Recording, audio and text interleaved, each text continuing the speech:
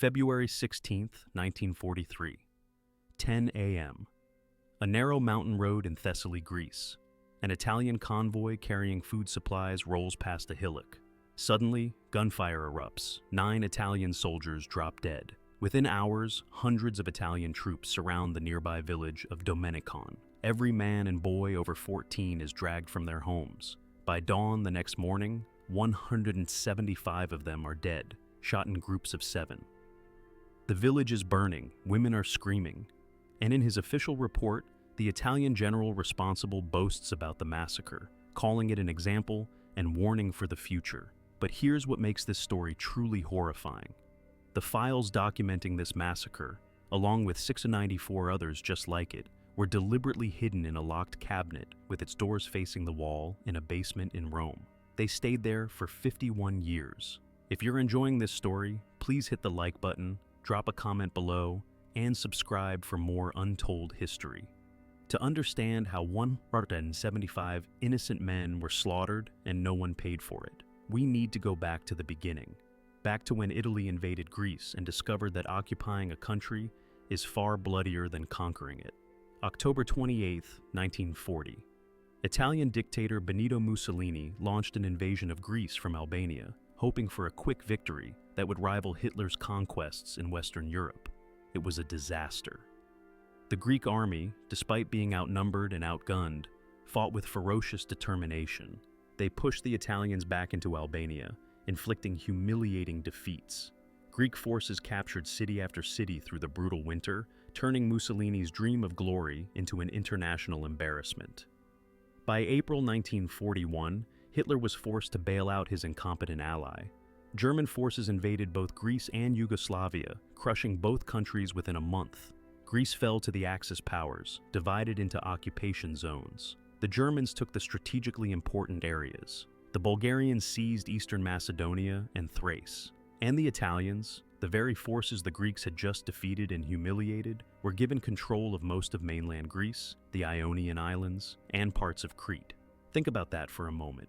The Greeks had just spent months beating back the Italian invaders, only to be forced to live under Italian occupation anyway. The Italians, seen by the Greek population as losers who couldn't win a fair fight, now wielded absolute power over Greek civilians. They hadn't earned respect through military victory. They'd been gifted control by their German masters, and they were determined to make the Greeks pay for that humiliation. The Italian occupation of Greece was brutal from the start. Villages were burned for minor infractions. Food was systematically plundered and shipped back to Italy while Greeks starved. Between 1941 and 1942, Italian forces, along with their German and Bulgarian counterparts, initiated a policy of wide-scale plunder of everything of value in Greece, including food meant for the civilian population. The result was catastrophic. The Great Famine of 1941 to 1942 killed an estimated 300,000 Greek civilians. 300,000 people starved to death, while Italian soldiers confiscated their crops, their livestock, their last reserves of food. Pope Paul, in a letter written at the time, directly blamed the Italian government, writing that Axis authorities in Greece were robbing the starving population of their entire harvest of corn, grapes, olives, and currants. Even vegetables, fish, milk, and butter were being seized. Italy was the occupying power, he wrote, and Italy was responsible for the proper feeding of the Greek people. After the war, he concluded, the story of Greece would be an indelible blot on the good name of Italy, at any rate, fascist Italy. But the famine was just the beginning. As Greek resistance began to organize, Italian reprisals became more vicious. Whole communities were targeted. Men were rounded up as hostages. Villages suspected of harboring partisans were destroyed. The Italian military adopted a policy that would define their occupation: collective punishment. If partisans attacked Italian forces, entire villages would be held responsible. This wasn't happening in secret. This was official policy, ordered from the top. General Carlo Geloso, commander of Italian forces in Greece, issued clear instructions. Rebellious action would result in collective punishment. To crush the Greek partisan movement, whole local communities had to be wiped out. His orders specified aerial bombardment and heavy artillery fire, pillaging of food supplies, and deportation to concentration camps of village chiefs and all men who made up the community council. This was the context into which the 24th Infantry Division Pinerolo arrived. They were stationed in Thessaly, in central Greece near Mount Olympus. Their commanding officer was Major General Cesare Benelli, a 58-year-old career officer who'd fought in Libya during the Italo-Turkish War and served with distinction in World War I. He'd been promoted through the ranks, awarded medals for his conduct during the retreat at Caporetto, where he managed to save all his artillery pieces. On paper, he was a decorated, experienced military leader. In reality, he was about to oversee one of the worst massacres of civilians in Italian military history. By early 1943, the Greek resistance was growing stronger. The Greek People's Liberation Army, known as Elis, had established bases throughout the mountains of Thessaly. On February 14, 1943, a group of 72 ELS guerrillas set up a position outside the village of Oxia, close to the village of Domenicon. They had received intelligence that 350 Italian and Aromanian troops were assembling in the village of Mesohori to conduct a counterinsurgency operation. The guerrillas decided to strike first, early morning, February 16, 1943. The Greek fighters positioned themselves on the Maritsa hillock, about 2 kilometers south of Domenicon. They had originally planned to ambush the Italians at Asprogia Hill, but erosion had made that position untenable, so they waited on Maritsa, watching the road. At 10 a.m., an Italian military convoy appeared, 3 trucks and 3 motorcycles carrying food supplies for Italian troops. The Greeks had a perfect firing position overlooking the road, but they made a critical mistake. They opened fire before the entire convoy had entered the kill zone. The guerrillas hit the leading vehicles, killing 9 Italian soldiers almost instantly. 15 more were wounded, including 2 officers. One of those officers was a general who took a severe wound, but the last motorcycle in the convoy, hidden from view when the shooting started, managed to escape. The rider raced back to Mesohori to raise the alarm. The guerrillas, realizing their ambush was compromised, retreated quickly up into the Prophytis Ilias mountain. They had achieved their objective. They had killed enemy soldiers and disrupted Italian operations. In any normal military engagement, that would have been the end of it. But this wasn't a normal military engagement. This was occupied Greece, where Italian policy demanded overwhelming retaliation for any act of resistance. Within hours, Italian forces from multiple positions began converging on the area. Hundreds of soldiers from the Pinerolo division poured into Mesohori and Maritsa. General Benelli, upon hearing that one of his officers had been severely wounded and 9 of his men killed, gave the order that would define his legacy. The Greeks would be punished. 40 vehicles carrying Italian troops rolled into the village of Domenicon. The villagers, hearing the trucks approaching, felt their hearts sink. They knew what this meant. They had heard stories from other villages. They knew about the reprisals. But they also knew something crucial. Nobody from Domenicon had participated in the ambush. The guerrillas who attacked the convoy were from outside the area. They had set up their position 2 kilometers away. Not a single person in Domenicon had fired a shot or had any foreknowledge of the ambush. They were completely innocent. Surely, they thought, if they cooperated, if they explained, if they showed they had nothing to do with it, the Italians would leave them alone. They were wrong. Italian soldiers, aided by a local collaborationist mayor who knew the village intimately, went house to house ordering everyone to remain inside. 150 houses were set ablaze as the roundup began. The village square filled with frightened civilians as Italian troops forced them from their homes at gunpoint. The soldiers separated the villagers by age and gender. Women and small children were told they would be taken to the neighboring village of Amuri for their safety. They protested, begging to stay with their husbands, their fathers, their sons. The Italian soldiers shoved them onto trucks anyway.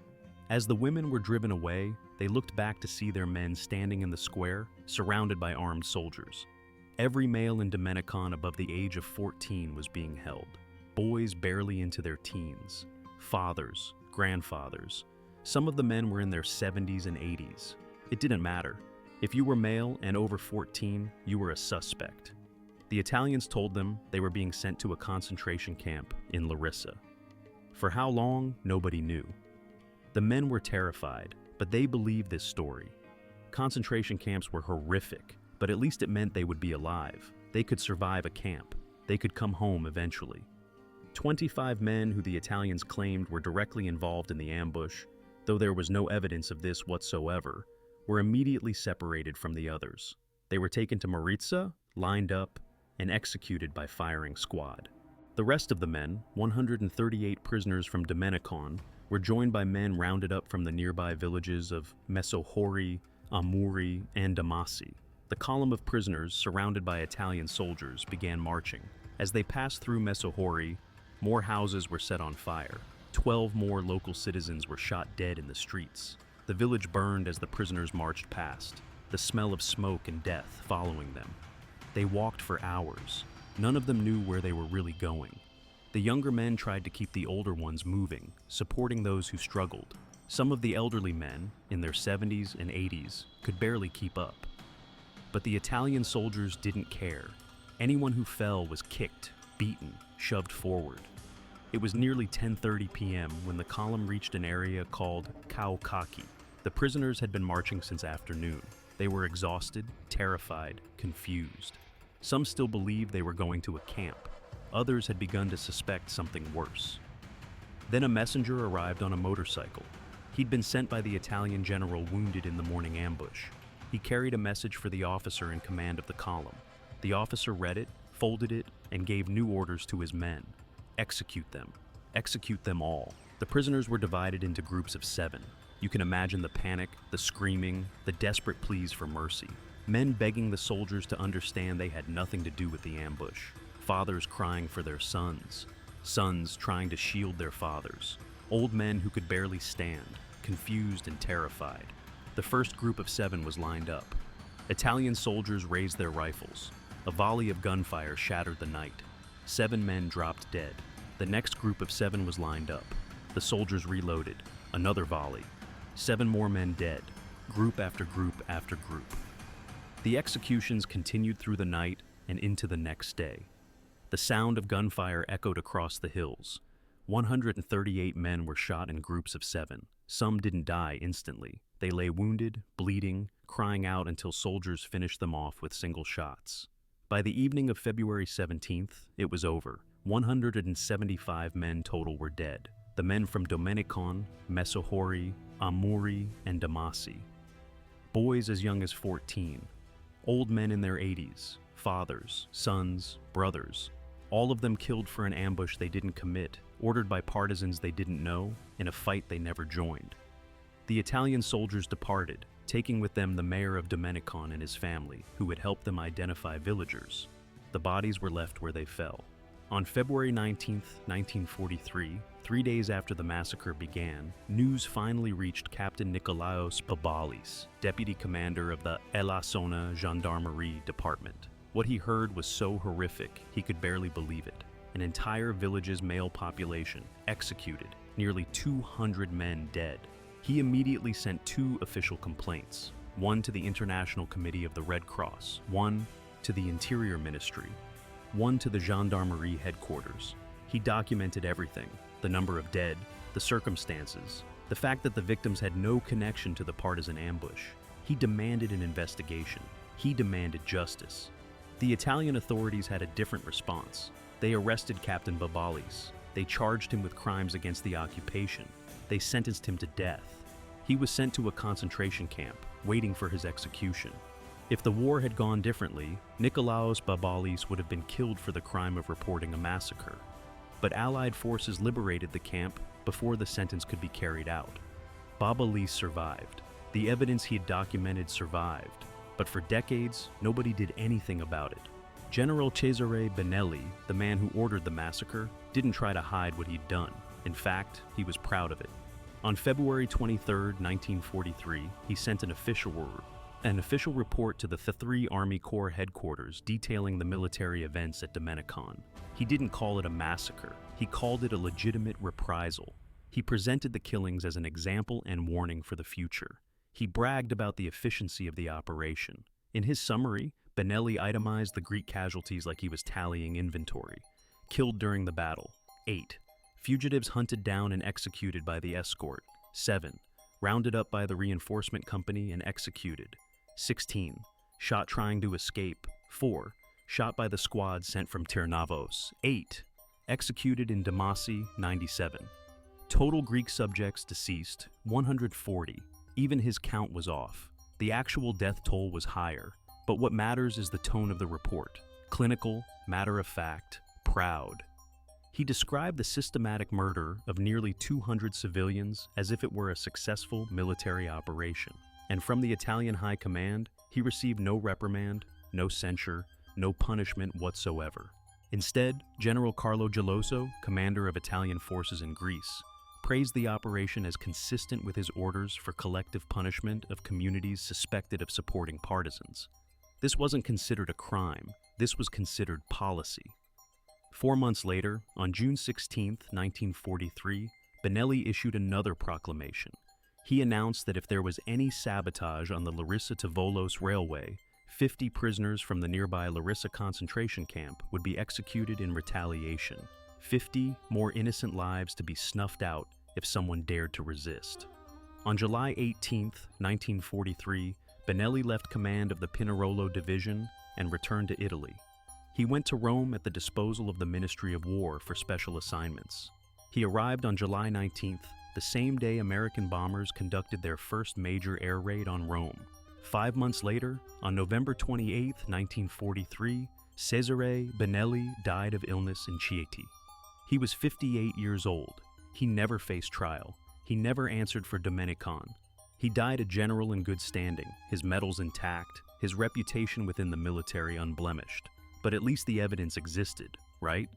Captain Babalis had filed his reports. The Red Cross had been notified. The Interior Ministry had documentation. Surely after the war, when Italy was liberated, when democracy returned, there would be justice for Domenicon. That's what the families thought. The women who had been forced onto trucks and driven away while their husbands and sons were executed. The children who'd grown up never knowing their fathers. The survivors who'd witnessed the village burn. They waited for justice. They waited for the perpetrators to be brought to trial. They waited for someone, anyone, to acknowledge what had been done to them. They waited for 60 years. Because in the months after World War II ended, something very strange happened to the evidence of Italian war crimes. Let's talk about the cover-up. When the war ended in 1945, Allied forces and the new Italian government began collecting evidence of war crimes committed on Italian soil. German atrocities, primarily, but also crimes committed by Italian fascist forces. Investigators compiled files on hundreds of incidents. Each file contained witness statements, documentation, names of suspects, evidence that could be used in prosecution. By 1947, 695 files had been assembled. They documented 2,074 separate crimes. They covered massacres, executions, torture, deportations. Among those files was the documentation of Domenicon, the evidence collected by Captain Babalis, General Benelli's own report bragging about the killings, the names of the victims, everything needed for prosecution. The files were supposed to be sent to military prosecutors throughout Italy, who would begin the process of bringing war criminals to trial. Cases would be investigated, suspects would be charged, justice would be served. Instead, in 1947, someone made a decision. The 695 files were stamped with the words Archiviazione Provvisoria, provisionally archived. They were placed in a wooden cabinet in Palazzo Cesi Gatti in Rome, which housed the chancellery of the military prosecutor's office. The cabinet was locked. A chain was wrapped around it. And then, deliberately, the cabinet doors were turned to face the wall. The files disappeared from official view. For the next 47 years, while families in Greece waited for news about investigations, while survivors grew old still seeking answers, while the names of the dead slowly faded from memory, those 695 files sat in a locked cabinet in a basement storage room in Rome, hidden away where no one could see them. The Cabinet of Shame, as it would later be called, contained evidence that could have brought hundreds of war criminals to justice. It documented 15,000 victims. It named names. It had detailed reports, witness testimony, confessions in some cases, everything prosecutors needed, and it was deliberately concealed. How do we know it was deliberate? Because we have the documents. We have the correspondence from Italian Prime Minister Alcide de Gasperi. When Greece, Yugoslavia, Ethiopia, Libya, and Albania requested extradition of Italian war criminals in the years after the war, De Gasperi sent instructions to his government officials. The instructions were blunt. Try to gain time. Avoid answering requests. Italy systematically stonewalled every attempt by countries they had invaded to prosecute Italian war criminals. Greek requests for extradition, delayed, ignored, denied. Yugoslav demands for justice, stalled indefinitely. Ethiopian attempts to hold perpetrators accountable, obstructed at every turn.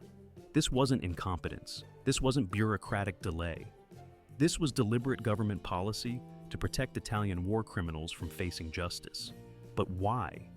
Why would Italy, a country that had just been liberated from fascism, that was trying to rebuild as a democracy, deliberately hide evidence of war crimes? The answer is the Cold War. By 1947, the geopolitical landscape had completely shifted. The wartime alliance between the United States, Britain, and the Soviet Union was collapsing into hostile competition. Europe was dividing into Eastern and Western blocs. And Italy, strategically located in the Mediterranean, was seen as crucial to keeping Southern Europe within the Western sphere of influence. The Italian Communist Party was one of the strongest in Western Europe. In the 1946 elections, they'd won a significant share of the vote. American and British officials were terrified of Italy falling into the Soviet orbit. They needed Italy firmly aligned with the West. That meant they needed Italy's leaders, including former military officers, to remain in power and maintain stability. Many of those military officers were the same ones who'd served under Mussolini, the same ones who'd committed atrocities in Greece, Yugoslavia, Ethiopia, and Libya. If those officers were extradited and put on trial, it would destabilize Italian politics. It might anger Italian voters who still revered the military. It might give ammunition to the Communist Party, who could point to collaboration between Western powers and fascist war criminals. So, Britain and America made a choice. They chose Cold War politics over justice for war crimes. They collaborated in the cover-up, refusing to pressure Italy to extradite war criminals, even when they had the diplomatic leverage to do so. Documents found in British archives by historian Effie Pedaliou confirm this. The British government knew about Italian war crimes in Yugoslavia.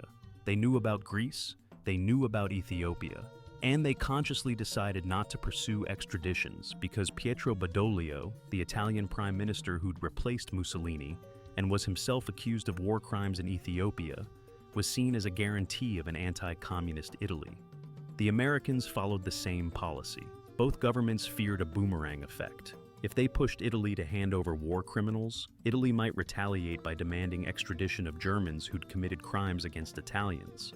This would create diplomatic complications with West Germany, another crucial Cold War ally. So, a decision was made at the highest levels. Italian war criminals would not be pursued. The evidence would be buried, and the families of the victims, in Greece, in Yugoslavia, in Ethiopia, in Libya, would be left with no justice, no answers, no accountability. In Italy itself, the official narrative began to shift. Italians weren't perpetrators, they were victims. The myth of Italiani brava gente took hold. Italians, the good people. The idea that Italians were fundamentally innocent, kind-hearted occupiers who'd been misled by Mussolini but had never committed atrocities like the Germans. This myth was reinforced at every level. When two Italian filmmakers in the 1950s made a film depicting the Italian invasion and occupation of Greece as brutal, they were jailed. The Italian public broadcaster, RAI, refused to air any programming that contradicted the good Italian narrative. Schools taught that Italy had been more victim than perpetrator in World War II, and the 695 files in the locked cabinet stayed hidden. Decades passed. The 1950s became the 1960s. The 1960s became the 1970s.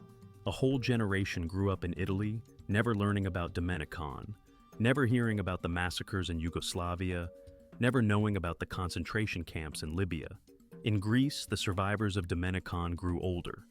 They told their children and grandchildren about the day the Italians came, about the men who never came home, about the village that burned.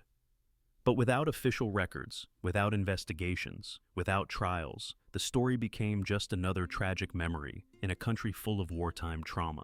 The Italian government occasionally paid token reparations to Greece for wartime damages, but there was never an admission of specific crimes, never accountability for Domenicon, never justice for the 175 dead until 94.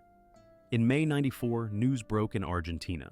Erich Priebke, former SS officer and right-hand man to Herbert Kappler, had been discovered living under his real name in Bariloche. Priebke had been directly involved in the Ardeatine massacre in Rome in March 1944, where 35 Italian civilians were executed in retaliation for a partisan attack. Despite having a warrant for his arrest since 1946, Priebke had escaped to Argentina and lived there openly for nearly 50 years. An American journalist, not Italian investigators, found him. The journalist had received a tip from the Simon Wiesenthal Center in Los Angeles. The revelation was a massive embarrassment for Italy. One of the men responsible for one of the worst atrocities on Italian soil had been living freely on the other side of the world, and Italy hadn't even been looking for him. Priebke was eventually extradited to Italy to stand trial. Military prosecutor Antonino Intellisano was assigned to the case. Intellisano needed to build the prosecution's evidence. He began searching through the archives at Palazzo Chesi Gatti, the military prosecutor's headquarters in Rome. On a morning in June 94, Intellisano was searching a basement storage room, a cramped space filled with old files and forgotten documents.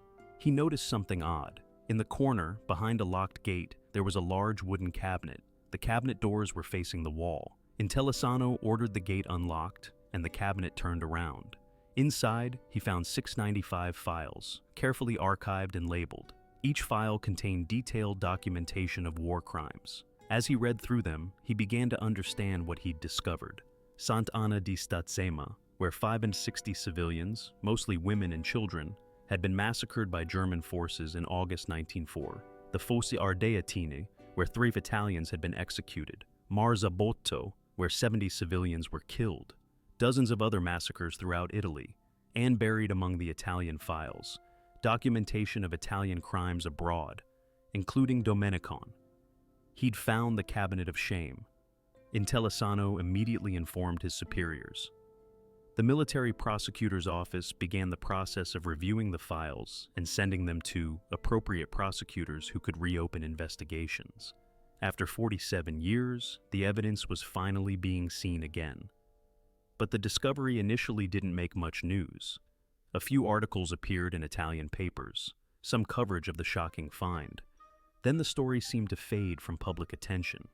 There was a real danger that the cabinet of shame would simply be acknowledged and then forgotten once again. That's when Franco Giustalizzi got involved. Giustalizzi was a journalist for the Italian magazine L'Espresso. He was 69 years old in '94, a veteran investigative reporter who had spent decades covering stories that powerful people wanted buried. When he heard about the cabinet discovery, he began digging deeper. He demanded to see the files. He filed Freedom of Information requests. He interviewed prosecutors and historians. He tracked down survivors and families of victims. What he uncovered wasn't just the existence of the files. It was the proof of the deliberate cover-up. He found the correspondence from Prime Minister de Gasperi instructing officials to delay and avoid extradition requests. He found evidence that the files had been deliberately hidden, not just forgotten. He found documentation showing that Britain and America had collaborated in protecting Italian war criminals. Between '96 and 2000, Giustalizzi published a series of explosive investigative articles in L'Espresso. In August 91, 100.000 Ardeatine. In May 99, 50 anni di insabbiamenti, 50 years of cover-ups. And in November 2000, L'Armadio della Vergogna, the Cabinet of Shame, the article that gave the scandal its lasting name. His reporting forced the Italian government to act. Prosecutors began reopening cases. Investigations were launched. For the first time in over 50 years, war crimes were being seriously examined. But there was a problem. It was now the late 90s and early 2000s. The perpetrators were in their 80s and 90s, if they were even still alive. Many of the worst offenders, like General Benelli, had died decades earlier, never having faced justice. The statute of limitations had expired on many crimes. Witnesses had died. Evidence had degraded. Between the discovery of the cabinet in '94 and 2010, Italian military prosecutors managed to bring 17 cases to trial, out of 695 files. Out of 200 documented crimes, just 17 trials. Those trials resulted in 57 convictions, almost all for German officers who had committed atrocities on Italian soil. The convictions were all in absentia. Germany refused to extradite its citizens to serve time in Italian prisons. So, even when justice was technically served, even when convictions were secured, the guilty parties never set foot in an Italian courtroom and never served a day in an Italian prison. And what about Domenicon? What about the 175 Greek men executed in one night? General Benelli died in 1943, 9 months after ordering the massacre. He was never prosecuted. 5 Italian officers from the Pinerolo Division were included in the Central Registry of War Criminals and Security Suspects, a database set up by Allied forces in 1945. Their names were recorded. Their crimes were documented. None of them were ever extradited or tried. In 2003, the Italian parliament established a commission of inquiry to investigate how the Cabinet of Shame files had been concealed for so long. The commission worked for 3 years, from 2003 to 2006, reviewing documents, interviewing officials, trying to establish a clear timeline of who knew what and when. They reached 2 conflicting conclusions. One faction concluded the files were simply forgotten, a bureaucratic oversight that lasted half a century. The other faction concluded the concealment was deliberate, driven by reasons of state and Cold War politics. Even the official inquiry couldn't agree on whether the cover-up was intentional or not, despite mountains of evidence showing deliberate obstruction of justice. In 2004, Franco Giustolici published a book titled L'Armadillo della Vergogna, compiling years of his investigative work. He died in 2014 at the age of 89, having spent the last 2 decades of his life fighting to bring the hidden war crimes to light. He never saw full justice achieved, but his work ensured the story couldn't be buried again.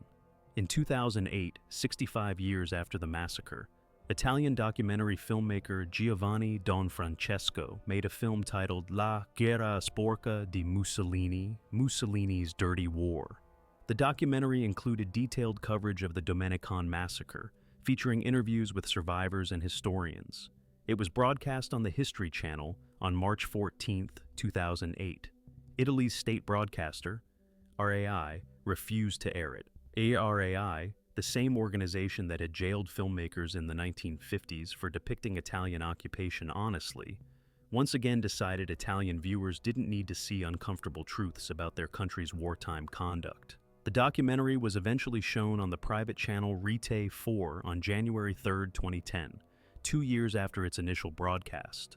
On February 16, 2009, exactly 66 years after the massacre, Italian ambassador to Greece Giancarlo Scarrade traveled to Domenicon. In a ceremony attended by survivors and families of victims, he officially apologized on behalf of the Italian government for the massacre.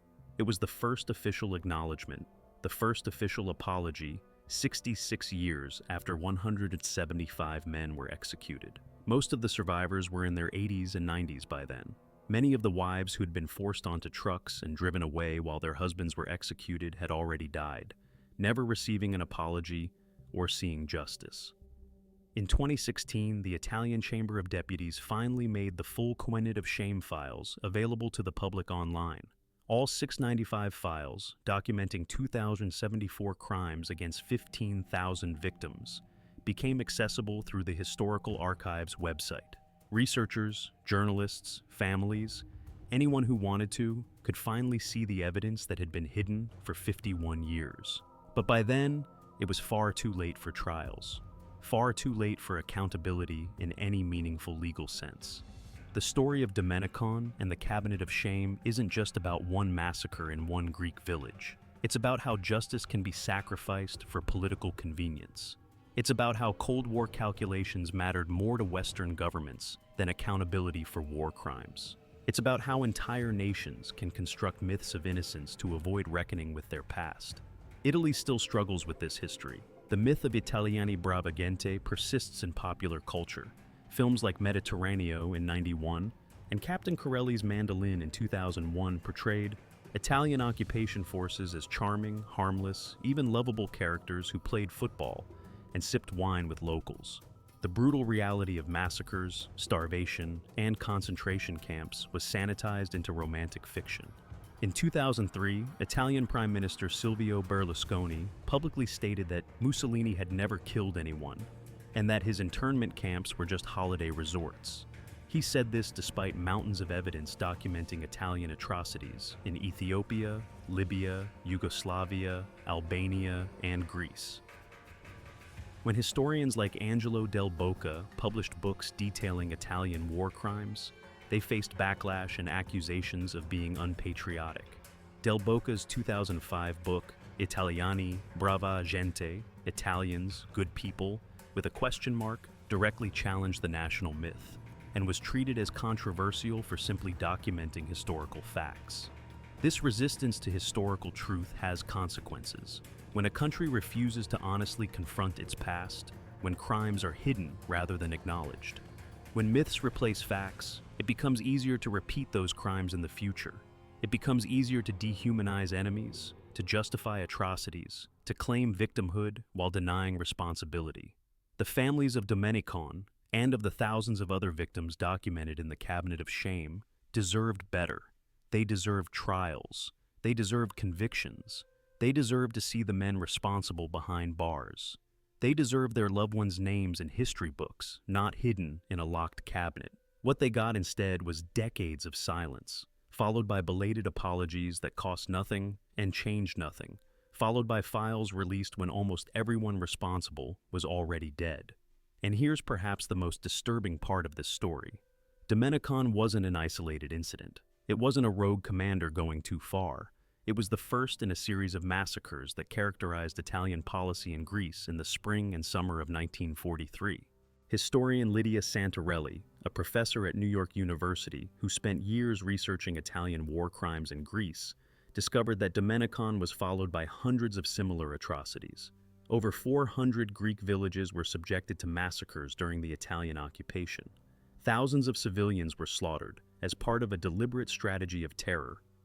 In December 1942, Italian forces burned the villages of Criso and Micro Chorio and murdered almost all their residents. On February 13, 1943, just 3 days before Domenicon, Italian soldiers burned the village of Domenico, different from Domenicon, and murdered 194 people, including women and children. In March 1943, Italians burned Tsaritsani to the ground and executed 40 villagers. In June 1943, after a rail tunnel was bombed, Italians executed 106 Greeks in Cornovo. The Italian government's own claims, submitted as part of post-war reparations negotiations, acknowledged that Italian forces destroyed 110,000 buildings in Greece and executed 11,000 civilians. And that's just what they were willing to admit to. The reality, documented in the Cabinet of Shame, and in Greek archives and in survivor testimonies, is that Italian occupation of Greece was characterized by systematic brutality, rape, torture, looting, mass executions, deportations to concentration camps, burning of villages, all of it sanctioned by military leadership as necessary counterinsurgency tactics, and all of it hidden for half a century. Today, if you visit Domenicon, there's a memorial. The names of the 175 dead are inscribed on it. Every year on February 16th, the few remaining survivors and the descendants of the victims gather for a remembrance ceremony.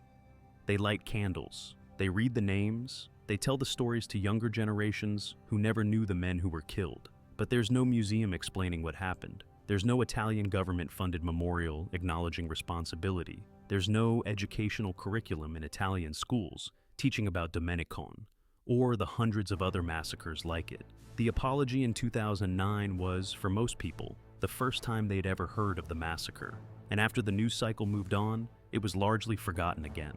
That's why stories like this matter. That's why documenting what actually happened, rather than accepting comfortable myths, is so important. The 175 men executed at Domenicon weren't casualties of war. They weren't killed in battle. They were civilians, rounded up from their homes, marched for hours, and shot in groups of 7 because Italian military policy demanded collective punishment for partisan actions they had nothing to do with. Their names deserve to be remembered: Kostas, Nikos, Dimitrios, Georgios, boys of 14, fathers of 50, grandfathers of 80. Each one a person with a life, with family, with hopes and fears and memories. Each one killed in a massacre ordered from the top and then deliberately hidden for 51 years. The cabinet of shame contains 695 files. Domenicon was just one. Behind each of those 95 files are thousands more victims. 15,000 people whose deaths were documented and then deliberately concealed. 15,000 people whose families never saw justice. And the perpetrators? Most died free. Most died with their medals intact. Most died having never admitted wrongdoing, never expressed remorse, never faced a courtroom or a prison cell. That's the real horror of the Cabinet of Shame. Not just that the crimes happened, but that powerful governments on both sides of the Cold War decided that prosecuting those crimes was less important than political expediency. Britain needed Italy stable and anti-communist. America needed Italian bases in the Mediterranean. Italy needed to maintain the myth of innocence to build national unity. So, the cabinet doors were turned to face the wall. The files were locked away. And for half a century, the truth was hidden in a basement in Rome while the families of the dead waited for answers that never came. Until a military prosecutor searching for evidence in '94 turned a cabinet around and found what was meant to stay hidden forever. This is the story of Domenicon. This is the story of 175 Greeks executed in one night. This is the story of files hidden for 50 years. And this is a reminder that justice delayed is justice denied, that political convenience can never justify concealing atrocities, and that the price of forgetting history is always paid by those who can least afford it. The villages remember, the families remember, and now you remember too.